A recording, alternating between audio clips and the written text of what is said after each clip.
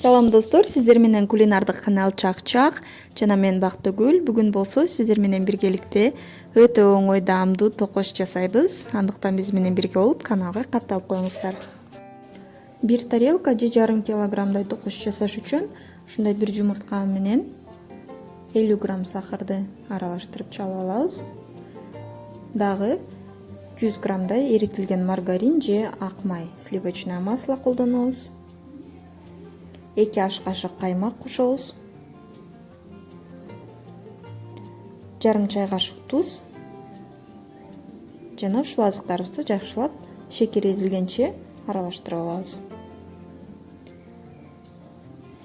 Эми биз 400-500 граммдай унду ээлеп ушул биздин азыктарыбыздын үстүнө кошуп, жуп-жумшак камыр жууруп алабыз.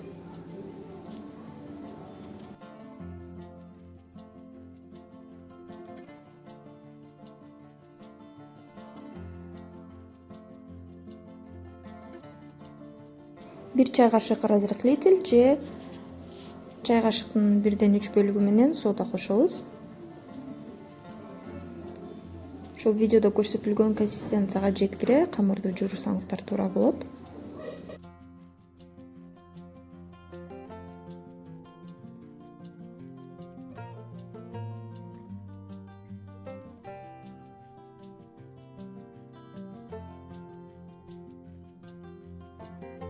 Камырыбыз даяр болгондон кийин 10-15 мүнөткө тыныктырып коебуз. Андан кийин жайып, токочубузду жасап баштайбыз.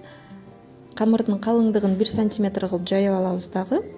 Андан соң колуңузда кандай формада кескич болсо ошону колдонуп, же жөн эле тоголок, же төрт бурчтук, же ушундай атайын кескичиңиз болсо, кооз формаларды кесип алып, токочту ушинтип даярдап койсок болот. Өзүңүз көргөндөй рецепт өтө жөнөкөй, жана ушинтип балдар менен чогуу жасаса дагы кызыктуу болот. Мынакей ушундай биз гүлдөрдү жасап атабыз кызым экөөбүз. Ушинтип көрсөтүп берсем, калганын өзү жайып, өзү ушундай сонун формаларды кесип алды.